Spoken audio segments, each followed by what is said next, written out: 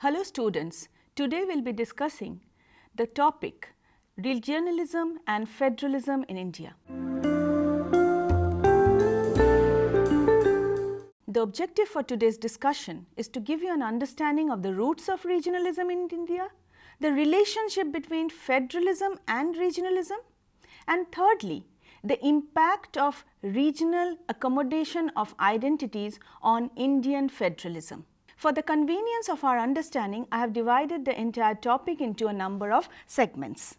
We will start off with the concept of diversity and regional consciousness. Then we would move on to regions and their peculiarities.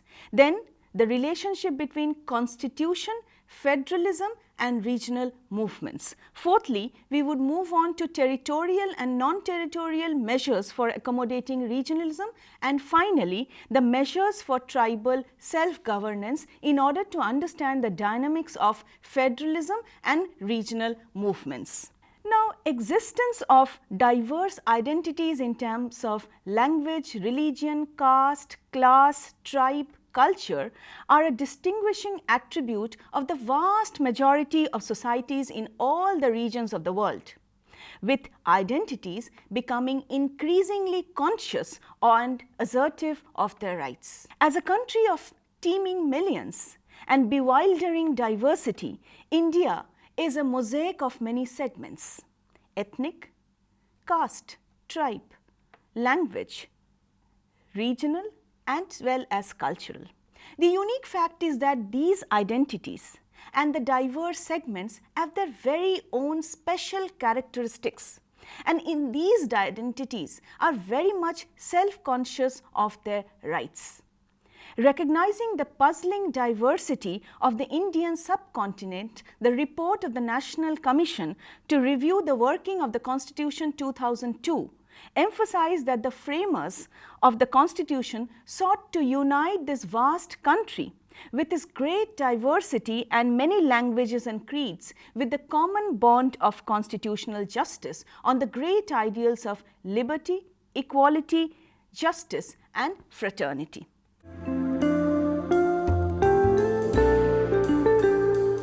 Regionalism. Regionalism, students, is a potent force in Indian politics ever since independence, if not before.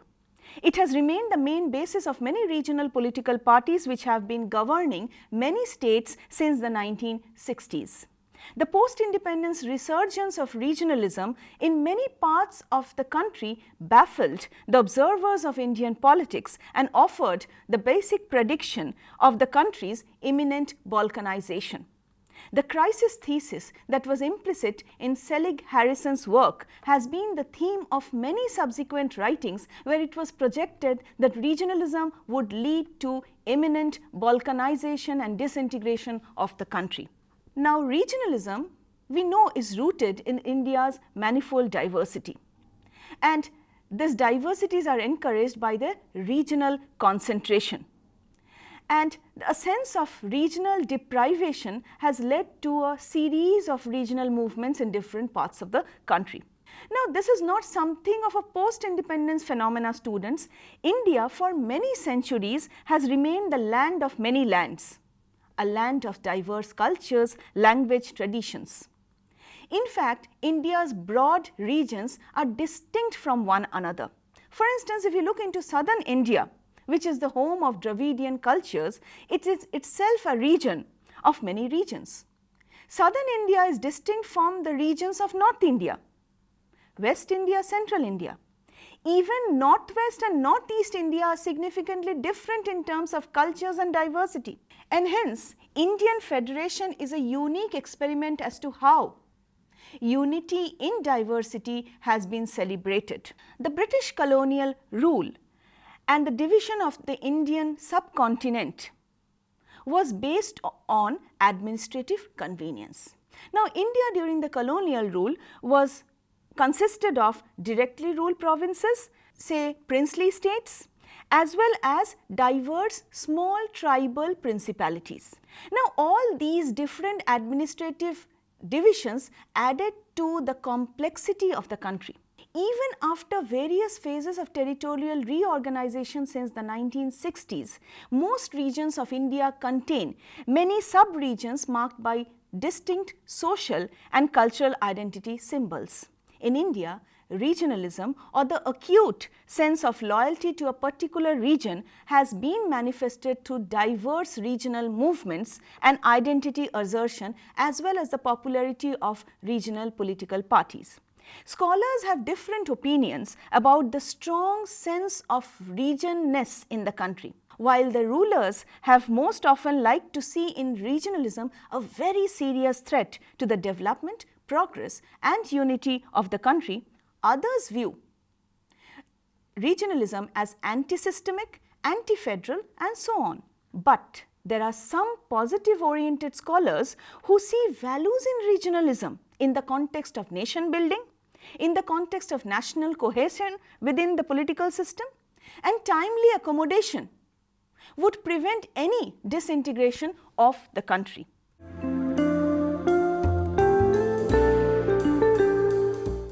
The Constitution of India has remained a resource as well as an instrument for various regional movements for self-determination to fight for the appropriate political institution with which to secure their ethno-regional identity. The Constitution contains both territorial as well as non-territorial measures which have strengthened regionalism without undermining the national unity of the country in any way. Let us start with the territorial measures contained in the Indian Constitution pertaining to accommodation of regionalism. Article 1 of the Indian Constitution says India is a union of states.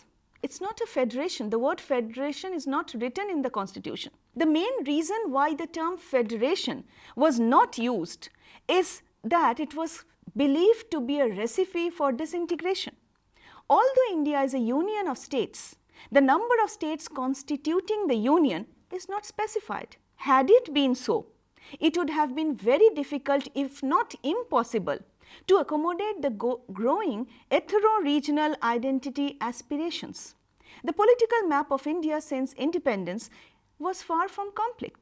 A lot of territorial readjustment was done to right size the state, keeping in mind India's manifold diversity and multiple identities. The number of states have thus been changing since independence. One way of creating a new state has been upgradation of centrally ruled union territories. Now, this was considered to be one method for fulfilling the identity aspirations of ethnically significant people living within a definite territory. Now, there are other measures for statehood in the Constitution. Now, these constitutional provisions for creation of statehood is rather flexible, and that is the reason we find that the number of states are also not fixed. The latest state being the state of Telangana, formed in 2014, which has led to the number of states to 29. The Indian Constitution, Article 3 to 4, empowers the Union Parliament, both the Lok Sabha and the Rajya Sabha, to reorganize the states for territorial adjustment. Parliament may by law form a new state by separation of territory from any state, or by uniting two or more states or parts of states, or by uniting any territory to a part of a state. Secondly, increase the area of a state, diminish the area of a state, alter the boundaries of any state, and alter the name of any state. The legislative requirement on the part of Parliament to do so is by a simple majority and by ordinary legislative process. However, the presidential recommendation for introduction of such a bill is required, and the President is required, before he recommends, to refer the bill to the legislature of the state to be affected by the proposed changes within a specific period of time. However, students, please note that the President is not bound to accept the view of the concerned state legislature. So far, more than 20 acts have been enacted by the Parliament to give recognitions to states' reorganization. In the case of the 3 new states formed in the year 2000, and the latest state of Telangana in 2014, the constitutional procedures have been followed, and the legislative assemblies of the three affected states and the state of Andhra Pradesh in 2014, they have debated the proposed changes and the bills for years before agreeing to the proposal. Therefore, the point to be noted is that democratic method has informed the legislative process. Let us come to the measures for tribal governance. These measures for tribal governance is contained in Schedule 5 and 6 of the Indian Constitution. Now, these are special provisions for tribals and tribal areas. These measures contained in the 5th and the 6th schedule are designed to accommodate sub-regionalism within a broader region, whether based on tribal identity or linguistic identity. 5th schedule of the Constitution deals with the administration and governance of scheduled areas as well as of scheduled tribes in states other than Assam, Meghalaya, Tripura and Mizoram. This 5th schedule provides for the formation of tribal advisory councils to give advice on matters relating to the welfare and advancement of scheduled tribes as may be referred to them by the governor of the state concerned. 6th schedule is more empowering than the 5th schedule. The 6th schedule deals with governance of tribal areas in the states of Northeast, especially Assam, Meghalaya, Tripura, Mizoram. These tribal areas are governed as autonomous districts. Although they are within the overall executive authority of the state concerned, but provision is made for the creation of district councils for the exercise of executive, legislative and some judicial functions. Such councils, it is mentioned in the 6th schedule, will consist not more than 30 members, of whom not more than 4 shall be nominated by the governor of the state concerned and the rest shall be elected by universal adult franchise. Point to be noted, students, that despite being a tribal council, the basis for formation of the council is democracy and elections. The elected members of the council shall hold office for a term of 5 years from the date appointed for the first meeting of the council and after the general election to the councils, unless the district council is dissolved sooner. So, the provisions are more or less equal with the provisions of the Vidhan Sabha or the Lok Sabha formation. The council has legislative powers to enact laws on such fields as management of forest, inheritance of property, marriage, social custom. The laws made by these councils are to be approved by the governor. Now, the council also has judicial powers which are both civil and criminal in nature, subject to the jurisdiction of the High Court of the state concerned. The governor may confer upon the council such other powers also. These councils also have the power to collect land revenue and impose certain types of taxes. The acts of the state legislature shall not extend to matters on which the councils have the power to legislate, a very important point to be noted. On all other matters, the President of India and the Governor of the state concerned will decide the extent of the application of an Act of Parliament or an Act of the state legislature with respect to an autonomous district. Now, how does this method of self-governance through the 6th schedule aided and helped accommodation of regional identities and self-governance? Now, these autonomy provisions for self-governance for the tribal population in Northeast were designed and served to accommodate their sub-regional aspirations. Thus, the district councils for the tribal people have often been considered to be stepping stone for demanding greater regional identity in the form of states under the Indian Constitution. Both types of constitutional measures for regional accommodation of identity, as above, are designed for self-rule. The powers and functions of the tribal, regional or advisory councils have also been clearly demarcated and protected in the Constitution. In other words, the names of the district council, autonomous councils have been clearly stated in the Constitution.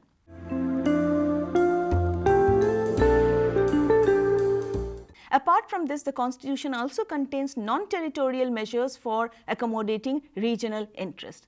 One of such non-territorial measures is the language provisions in the Constitution.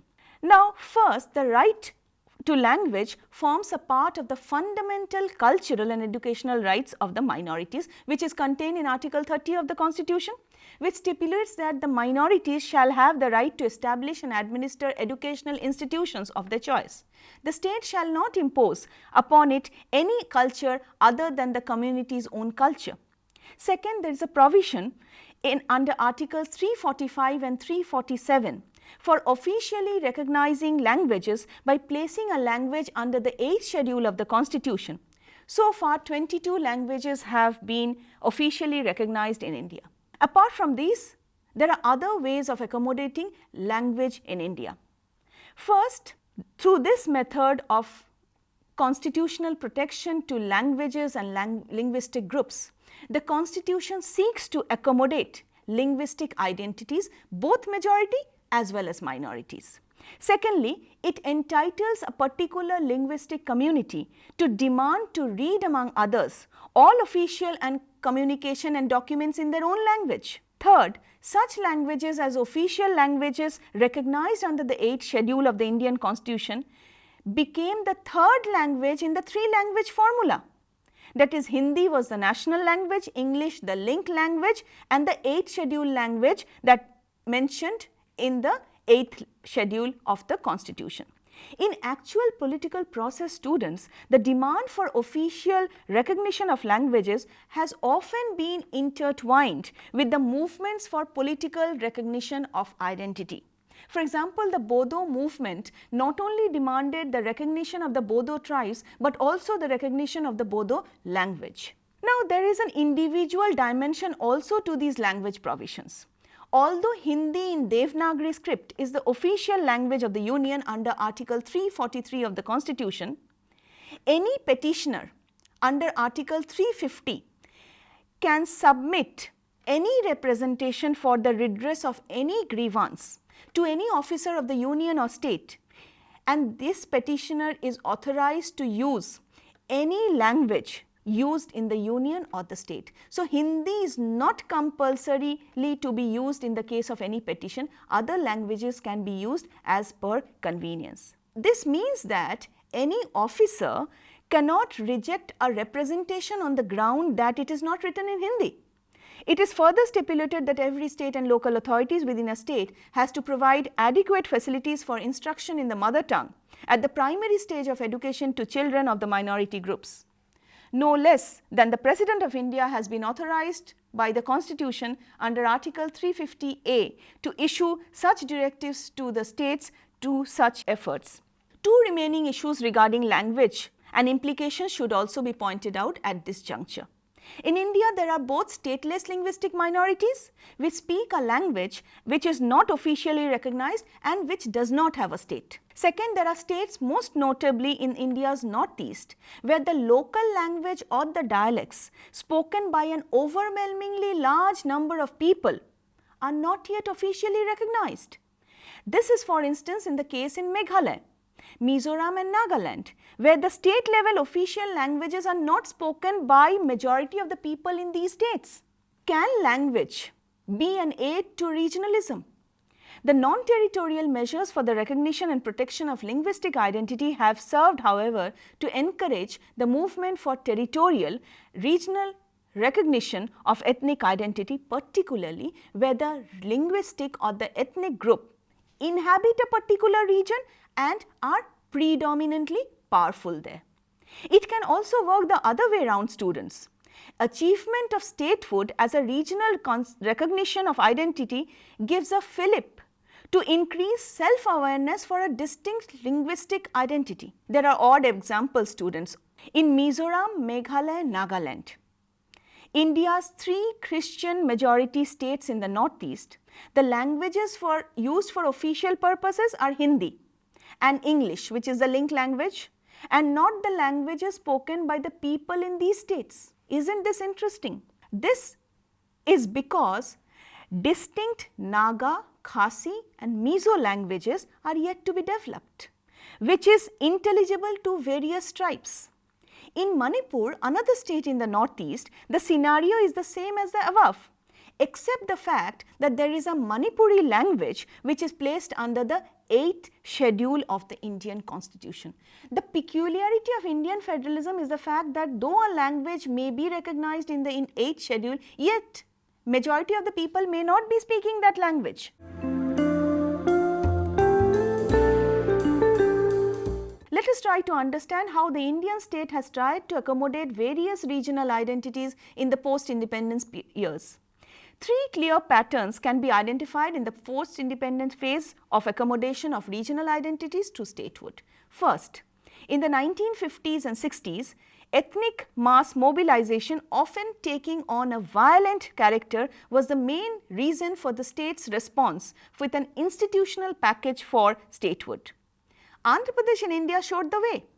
The fast unto death in 1952 of the noted Gandhian Telugu leader Poti Sriramalu for a state for the Telugu speakers out of the composite Madras presidency moved an otherwise reluctant Jawaharlal Nehru, a top leader and the first Prime Minister of India, to concede to the demand for a Telugu-speaking Andhra Pradesh. The Union government also instituted the States Reorganization Commission in 1953 for redrawing the political map of India and passed the famous States Reorganization Act in 1956 on the basis of recommendations of the Commission. Interestingly enough, the SRC's report was sympathetic to the regional cause. The SRC's report led to reorganization of provinces on the basis of language. Thus, on the basis of language, major reorganization took place. And how did it happen? The original Part A, B, C states were reduced and recreated on the basis of language. The 7th Amendment of the Constitution, that is 1956, incorporated these new states into the Constitution. The state of Nagaland in India's northeast was created in 1963, which was perhaps the only exception to the formation of linguistic statehood in 50s and 60s. It was created after protracted struggle of the Naga tribes against the Indian state for a sovereign land independent from India in recognition to the tribal identity.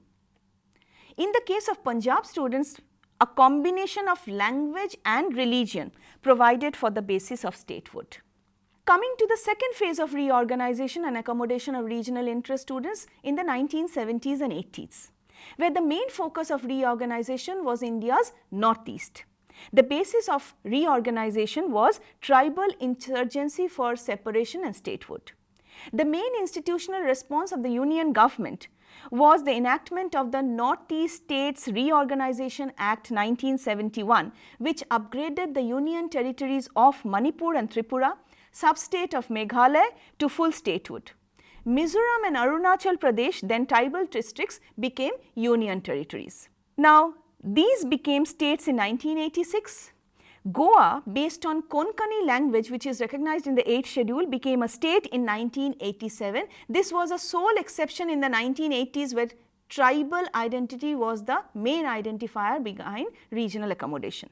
Since India's northeast has remained a perennial base for various kinds of movements for separation and political extremism, bipartite and tripartite ethnic peace accords have been signed by the Government of India, affected by the state government and the ethnic leaders for a negotiated settlement. So, in these peace treaties, the main partners were the ethnic leaders, concerned state government and the union government. And these accords have been signed since 1950s, and the latest one that has been signed is the Brew Accord of January 2020, Bodo Peace Accord of January 2020, and the very latest one is the Karbi Anglong Accord of September 2021.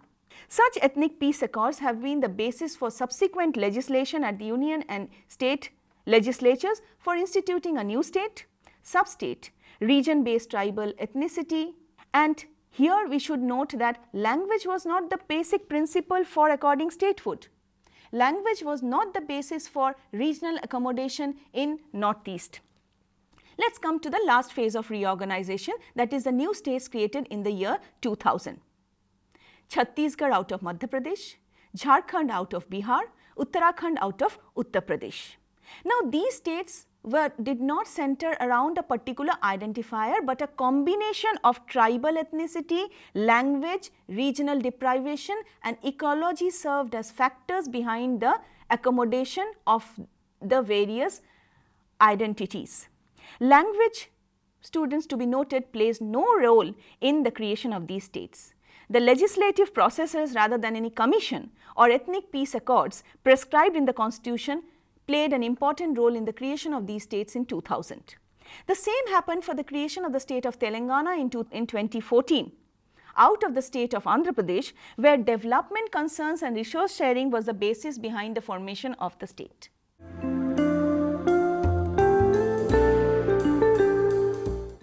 Let us quickly sum up what we have studied today.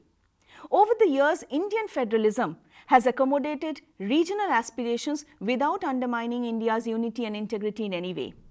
The process of accommodation, students, has not been completed. It is a work in progress. Carl Friedrich has recognized the growing strength of the Indian federalism and its capacity to increasingly differentiate itself.